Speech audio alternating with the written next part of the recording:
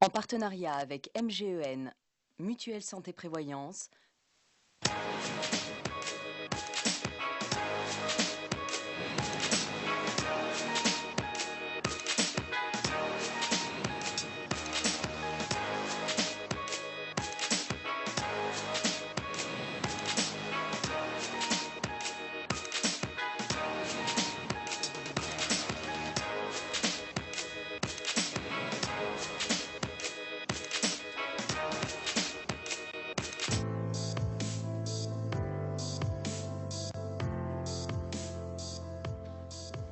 Eh bien bonjour à toutes et à tous.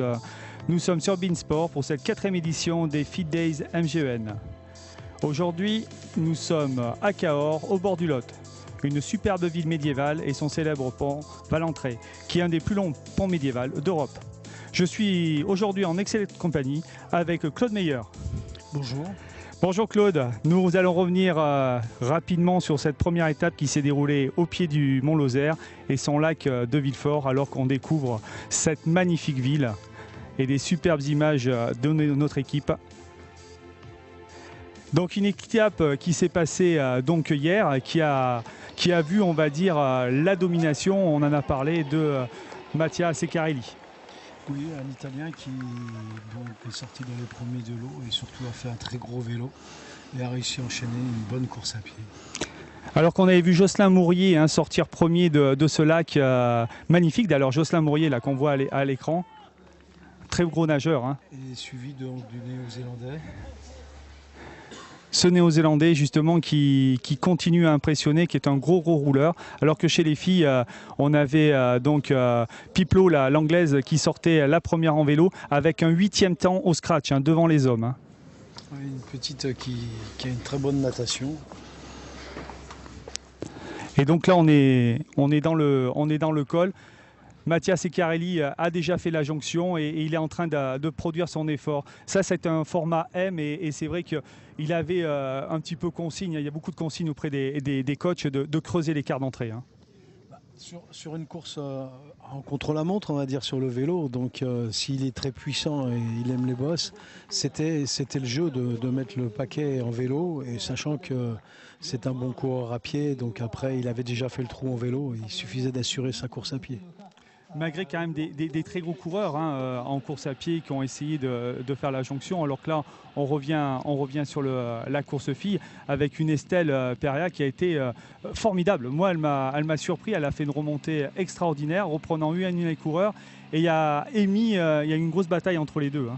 Oui, c'est une petite Suisse qui a un peu raté sa natation et qui a tout mis sur le vélo pour revenir. Et tout le monde a été un peu surpris du gros vélo qu'elle a fait et d'arriver à poser le vélo très proche de Amy. Voilà, avec des très très gros braquets. Bon, elles vont partir ensemble. Oui. Et ça va se jouer, mais vraiment dans les derniers hectomètres, alors que Seccarelli avait déjà une 40 d'avance à mi-parcours et il va continuer à gérer. Mais l'Italien est très très impressionnant, une foulée très très efficace. On voit, il est vraiment poste de pied vraiment médian, et ce qui est très rare alors que là, oui, on voit le Néo-Zélandais. Liam, ouais. Mais l'Italien, en fait, contrairement à ce qu'on aurait pu penser, avec un gros vélo, on parle des fois d'avoir les grosses cuisses et des difficultés à courir, mais je vois qu'il n'a pas eu ces problèmes. Oui, c'est assez paradoxal. Les montées de lactate, là, sur un parcours comme ça, on va dire, sont pas faites. Il est arrivé vraiment à gérer, on va dire, sa course parfaitement. Voilà, oui. Et puis même quand on le voit à l'arrivée, là, on voit est frais, qu'il est frais.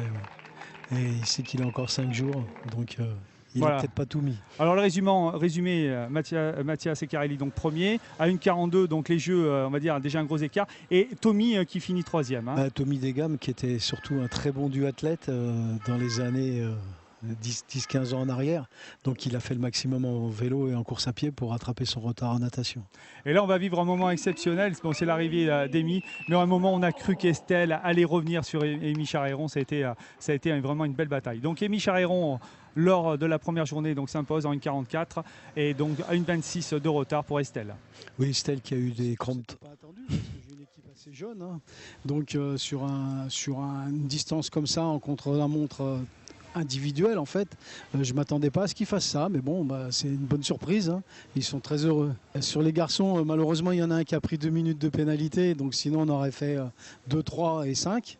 Et bon, pour Estelle, je pense que ça va être mieux les distances plus courtes pour elle, puisqu'elle a l'habitude de courir un peu sur les Coupes du Monde. Et bon, on va attendre. Hein. Ils sont jeunes, il y a 5 jours, il y a encore 5 jours hein, avec aujourd'hui. Eh bien là, ça me fait très plaisir. On est en train de découvrir mes chouchoutes de cette édition, les héroïnes, et un groupe de filles vraiment extraordinaires qu'on a rencontrées. C'est notre capitaine Christine qui a réussi à monter cette équipe et puis on se connaît toutes en fait, donc l'idée c'est d'aller au bout tout ensemble et de finir en bon état. Voilà. Vous avez fait quoi les filles? Un triathlon? Ah ouais. Ben, elles l'ont fait le triathlon, hein, des super temps, elles se sont éclatées tout au long du parcours et c'est le sourire qui a enchanté, on va dire, tous les spectateurs. Et ton point fort? Notre joie, notre enthousiasme et pour l'instant notre pêche, notre rire, le rire de Marie, communicatif. Voilà. Bon, on est sur la natation. Elles ont bien nagé les filles. Hein. Gros entraînement, elles ne sont pas prises au sérieux. Bah c'est pas des filles, c'est des femmes déjà. Bon, les transitions, c'est pas parfait. On va dire qu'elles sont venues pour se faire plaisir. Elles adorent le triathlon, l'effort long pour une qui fait de l'Ironman. Une autre est prof d'espagnol, donc elle a un peu moins de temps pour s'entraîner. Eh ben, on va les laisser, je vous rassure, on les a toutes retrouvées à l'arrivée. Hein. On a eu très chaud, c'est un beau parcours à vélo. En natation, bon, on était au frais, c'est bien. Et à pied, on a eu très chaud. Hein. Mais il y a une belle organisation et on est content d'en avoir fini. Voilà. De mon mieux, à fond. J'avais reconnu le vélo, donc à fond le vélo. Parce que comme je suis blessée en course à pied, j'ai pas pu jouer le jeu à fond. Donc, mais j'ai géré, on verra pour demain. Je suis un peu déçue parce que j'ai pas pris les bonnes trajectoires. Le vélo, je suis contente de moi, j'aime bien quand ça monte. Et par contre, la course à pied, j'ai eu très chaud, mais ça va. C'est la nage où j'ai souffert. Ah, c'était très dur, hyper dur. Le vélo, il y avait vent de face, c'était vraiment dur. Et la course à pied, en plein soleil, pour moi, c'était vraiment dur. Un petit peu arrivé avec une légère douleur, un petit peu, tu boitais un petit peu. Comment ça va le faire pour demain? Bah, c'est les vieux, ça, hein, ça boite, ça se déglingue. Non, c'était un très beau parcours, on s'est vraiment bien éclaté. Il y avait beaucoup de copains du club, c'est vraiment super. Eh ben, à fond, à dur. Moi, c'est ce que je vais retenir, mais c'est surtout le sourire et la gentillesse qui les accompagne. Ouais, si je dis les Feed Days en un seul mot, pour toi, ça représente quoi? Copine. Plaisir. Bah, partage aussi, je crois. C'est les copines. Eh ben, les héroïnes, on va les retrouver pendant toutes ces étapes. C'est le coup de fraîcheur de ces Feed Days 2018 MGEN. Et là, on est en compagnie des jeunes, c'est les cadets. Une course qui a été tournée hier. Et on va la retrouver, on va se mettre tous à l'eau.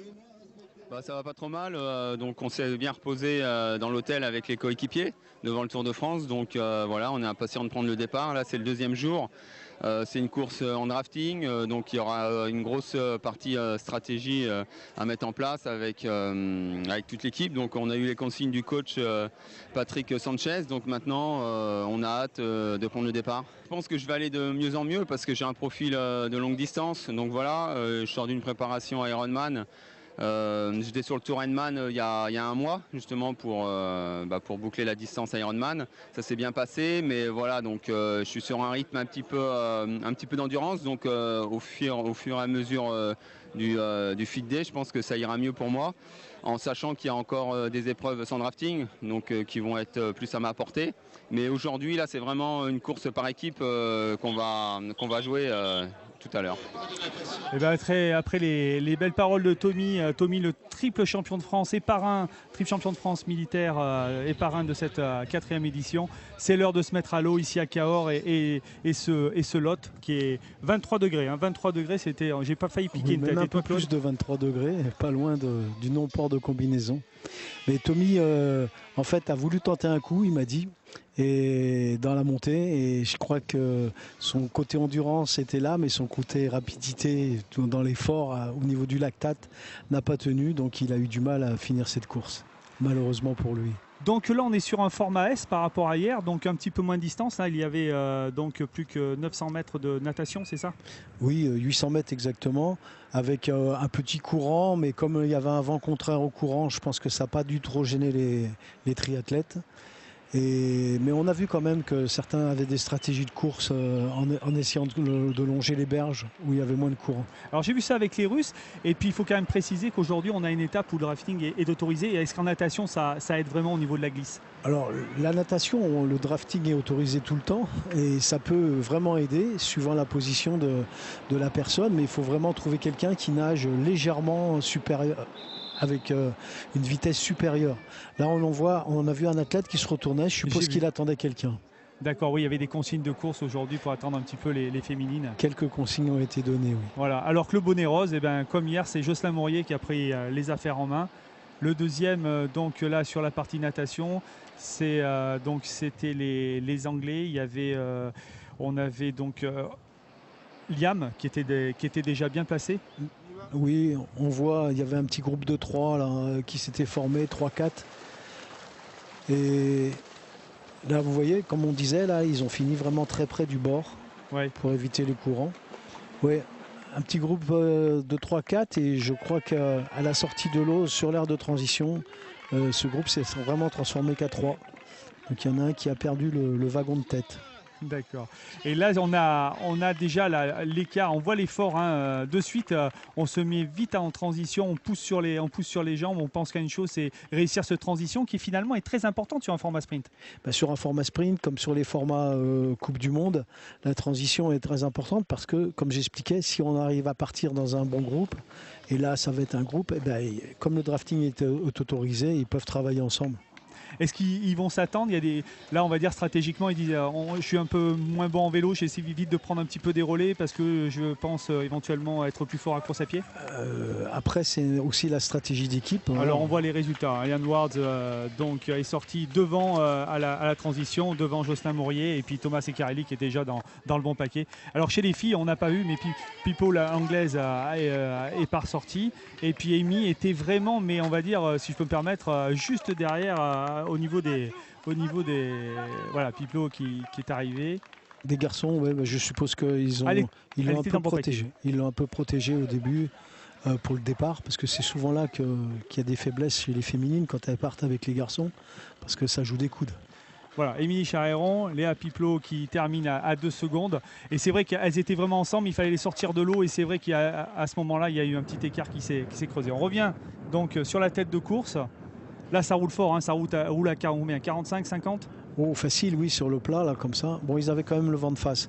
Mais là, leur objectif à ce groupe-là, c'est de mettre l'écart en travaillant à 3. Je crois qu'ils étaient 3. Et pour éviter que les autres reviennent. Alors là, ça roule fort. Thomas Secarelli est en train un petit peu de regarder, de jauger ses adversaires, on dirait. Alors que derrière, là, on dirait que ça commence déjà un petit peu à grimacer. C'est le nageur qui... Et oui, c'est Jocelyn Fournier qui n'est pas, on va dire, un spécialiste. Voilà. Jocelyn qui fait ce qu'il peut. Mais il a bien roulé, parce qu'il a reconnu, on va dire, que sur la fin, on va dire, dans la descente, il a reconnu la supériorité de l'Italien. Mais là, pour le moment, ils sont dans la montée. Et là, ça commence à attaquer. L'Italien, apparemment, met des petites attaques et teste ses adversaires. Oui, c'est ça. De toute façon, quand on est plus fort en vélo, soit dans les montées, en plaçant des petites attaques, on voit ce qui se passe. Ou alors, on attend. Et je crois que l'Italien, il a attendu la descente. Comme certains coureurs cyclistes professionnels sur le Tour de France. Ouais, là, donc ils sont 3 à l'avant. Donc on voit que Jocelyn fait l'effort pour rester au contact. Et là, ils arrivent sans tarder sur la grande descente qui va les amener sur cette première boucle de Cahors. Donc une course en vélo aujourd'hui qui était donc que de 20 km, si je peux me permettre, parce que hier c'était 30 km sur ce format M, plus propice, on va dire, aux punchers. Oui, propice au puncher, et puis c'est une course tout à fait différente puisque là, drafting, donc on peut s'aider, même si dans une bosse c'est beaucoup plus dur de rester dans les roues. Ah là, attaque, voilà. Attaque de Mathias Secarelli. Ah là, c'est un gros descendeur, sans faire de rapport avec le Tour de France, on dirait presque un Nibali à l'attaque, la descente de l'Alpe d'Huez. Ah oui, mais les Italiens, c'est ça. Hein. C'est des bons descendeurs. Et puis, il a réussi à faire le trou dans la descente.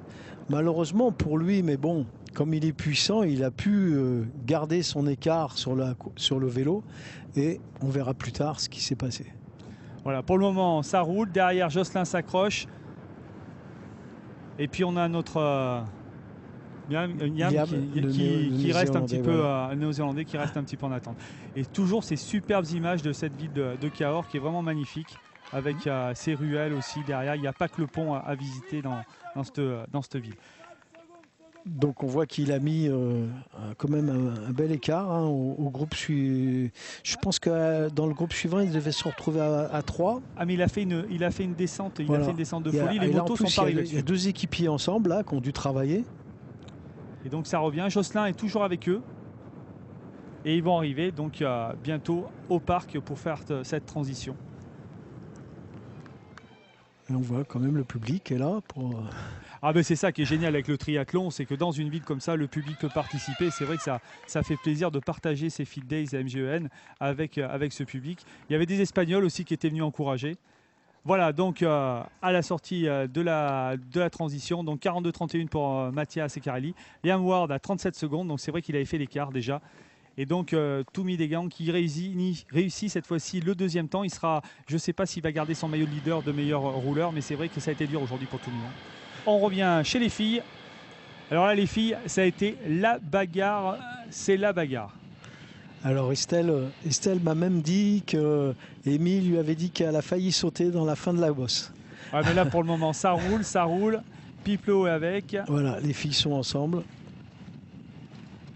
Et là, Amy roule. La première et la deuxième de la veille. Ouais. Non, c'est Estelle qui est là. Estelle est troisième là. Pour le moment, c'est Piplo qui est voilà. Et Piplo qui a lâché, problème mécanique. Ça peut arriver malheureusement Et là après, on ne revient pas hein. Sur un format comme ça, c'est très dur. Hein. Non, sachant que les autres elles pouvaient rouler à 2 déjà, donc elles se relayaient. Là, voilà, un gros problème là. On voit que c'est dur. Ça grimpe. Mais on voit qu'Estelle est en train de lâcher un petit peu Amy sur la partie vélo. Grosse attaque, ça y est, c'est revenu. La jonction est faite et là, Amy, qu'est-ce qu'on se dit là? Comme ça, on essaye d'attaquer, on essaye de creuser, ça revient. Je pense que Amy a vu que Estelle était peut-être un peu plus forte en vélo. Et comme Estelle est moins forte en course à pied, elle s'est peut-être dit bon, on va essayer d'en garder un peu. Parce qu'il n'y a pas que le classement individuel, il y a aussi le classement par équipe. Et la première des féminines par équipe peut apporter très gros à l'équipe. Ouais, c'est ça, vrai qu'il y a ce classement par équipe avec 3 hommes et 2 femmes. Et donc le classement est pris sur les 2 meilleurs hommes et les 2 femmes. Et la meilleure féminine. Il peut expliquer aussi ces stratégies qui a lieu aujourd'hui en attendant les hommes qui se sacrifient un petit peu pour les filles, comme on est en train de le voir un petit peu, qui emmène, on va dire, sa camarade de team. Donc là, ça roule. Voilà, c'est vrai que quand il y avait des garçons avec elle, les filles, elles n'avaient pas à rouler. Hein. Si les garçons pouvaient faire le travail pour elles, c'était bien. Et là, comme on voit, le drafting est très intéressant. Ah oui, parce que moi, j'étais là, je suis en spectateur et elle passait, les voir passer dans les rues de Cahors, c'était vraiment très impressionnant. Elle passait à plus de 45 devant nous. C'était, on va dire, un spectacle superbe. Là, c'est des filles qui ont l'habitude en plus des courses à drafting, puisqu'elles font toutes les Coupes du Monde ou les Coupes d'Europe. Et donc, tous ces formats comme celui-ci ou un peu plus long, la distance olympique qu'on appelait dans le temps, leur permet d'attaquer avec un groupe de vélo ou de rester dans les roues si c'est pour s'économiser pour une meilleure course à pied. Voilà, on voit que ça roule en peloton serré, hein, on s'abrite, on essaye de donner vraiment le meilleur, mais en s'économisant, parce que les 2 filles, là, elles se sont fait accompagner par les garçons, mais après, par contre, derrière, elles se préparent à une terrible bataille. Donc, mentalement, elles se disent, on va régler ça à la course à pied. Quoi, hein. Voilà. Alors, je pense qu'Amy, elle, se sent bien déjà plus forte, et Estelle essaye de garder des réserves pour en perdre le moins possible. Il n'y a pas eu un coup de bluff tout à l'heure, un petit peu d'Estelle, d'essayer de tester un petit peu Amy, qui est revenue, de se mettre un petit peu à côté, un petit coup de bluff? Sur le plat, là, je ne sais pas, elle a peut-être regardé dans quel état était Amy. Hein. Allez. On arrive, classement, donc les filles à la transition, 45-54 et bon, Estelle était juste à côté à 2 secondes. Hein. Donc Mattia Secarelli, on revient sur les hommes, hein, qui est devant, loin devant, je dirais. Qui a pris l'Italien qui nous impressionne. Hein, qui avait son écart, qui avait pris un bon écart en vélo et qui gère sa course. Mais on voit que le Néo-Zélandais en course à pied a fait un effort pour revenir sur lui. Est-ce qu'il peut revenir? Est-ce qu'il peut revenir? Ah, je pense qu'il va revenir parce que lui, il a roulé avec 2 autres gars. Donc il serait plus frais. Voilà, il sera plus frais. Et on voit qu'il n'est pas loin. Voilà, il n'est pas loin. Je pense qu'il va revenir tranquillement. Ah oui, au train, on voit que ça revient. Quand on a quelqu'un au point de mire, ah ben ça y est, la jonction est faite. On a la jonction. On va arriver. Là, on n'est pas loin. Hein, c'est l'Italien prend ses responsabilités. Il est devant. Voilà. Attaque. Alors est-ce que il attaque de loin là. Oui. Il attaque de loin. On est encore à 200 mètres de l'arrivée. Ah, mais je pense qu'on est encore dans le premier tour là, non? Ah, je suis pas sûr. Oui. Non, moi je vois là que ça accélère, ça va vite, ça va vite. Ah, ça y est, maintenant ils ont le collier autour du cou. Tout à l'heure ils ne l'avaient pas. Donc on était dans le premier. Là, maintenant, voilà. Et voilà. Là, sur le fil, Mattia Secarelli s'impose. Le Néo-Zélandais a lancé la course et il aurait mieux fait d'attendre. Il est plus jeune et il aurait pu aller sur la fin. Regardez l'état de l'Italien. Ouais. Il a fait honneur à la tunique verte. Hein. Voilà. Ah ben voilà, donc le meilleur course à pied, le coureur à pied qui prend la 3e place. Hein. Oui, comme d'habitude, Matthew Sharp qui a déjà couru en moins de 30 minutes sur 10 km. C'est pas courant pour des athlètes des athlètes de triathlon. C'est vraiment le top niveau. Top niveau. Et donc là, on se retrouve avec... Ça fait 2 fois que tu sors en tête et 2 fois, on va dire que tu te fais rattraper. Qu'est-ce qu'on ressent dans ces moments-là? Ouais, 2 fois en tête. Après, quand je suis parti pour les Fit Days, c'était bien l'objectif d'essayer de faire la meilleure natation possible. Donc on va dire que le contrat il est rempli à chaque fois. Après, c'est vrai que mentalement, c'est un peu dur de se faire rattraper. Donc j'essaie à chaque fois de tenir le plus pour me faire rattraper le moins possible, mais c'est dur, un peu.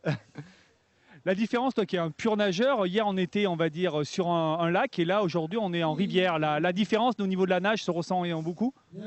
Ouais, ça se ressent beaucoup. Aujourd'hui il y avait pas mal de stratégies avec le courant, il y avait beaucoup plus de courant qu'hier.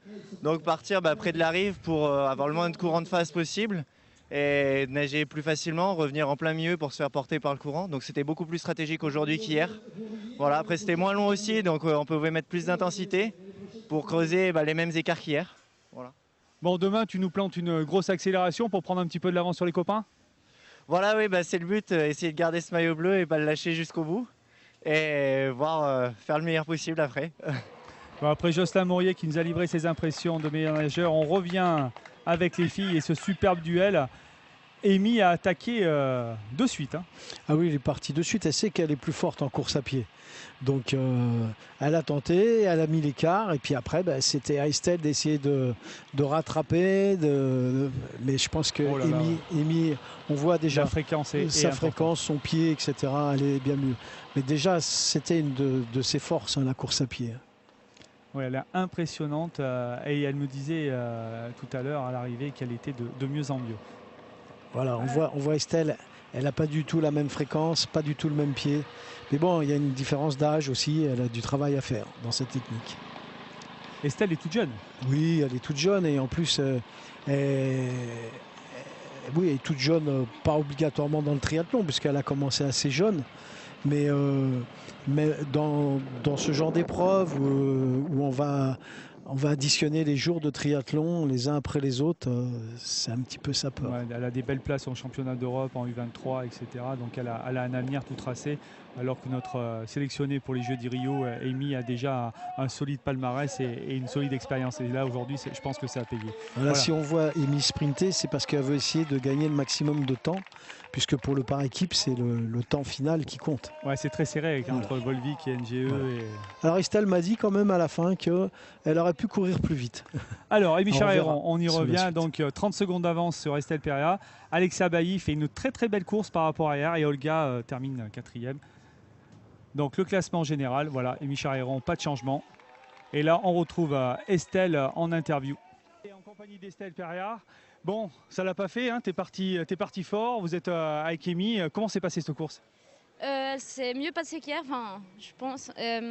J'ai pu nager un peu plus vite, je commence à retrouver un peu des sensations parce que déjà ça faisait 1 mois et demi que je ne m'entraînais pas très bien. Là ça fait 3 semaines que j'ai repris. à cause des problèmes de santé. Et du coup, là, je commence à retrouver un peu l'allure de course et ce que je cherchais aussi avec ces courses au Fit Days. Donc je sors un peu plus près d'Amy déjà de l'eau. Après, je la reprends à vélo. Elle m'a dit qu'elle a failli péter dans la montée, donc c'est positif aussi. Donc ça veut dire que peut-être sans drafting, j'arrive peut-être à la lâcher. Et après, en course à pied, j'ai réussi à limiter un peu les dégâts, donc je suis assez contente. Ouais. Et bien voilà, on retrouve ce classement donc du meilleur coureur, c'est Matthew Sharp, comme d'habitude. Lian Wards, 1,57 derrière. Et puis voilà, Volvictim toujours en tête, 6,31. Ça se creuse. Ça se creuse un petit peu. Les Fit Days Team 10,06. L'East Triathlon à 30 minutes. Voilà, donc la remise des maillots distinctifs. Voilà. Le podium. Ouais. Mathias Eccarelli, solidement installé en tant que leader sur cette 4e édition des Fit Days MGEM. Il faudrait vraiment un jour sans pour voir quelqu'un prendre sa première place en général. Voilà les amis, il est temps de se quitter. Je vous donne rendez-vous demain, même chaîne, même heure sur Beansport. Au revoir.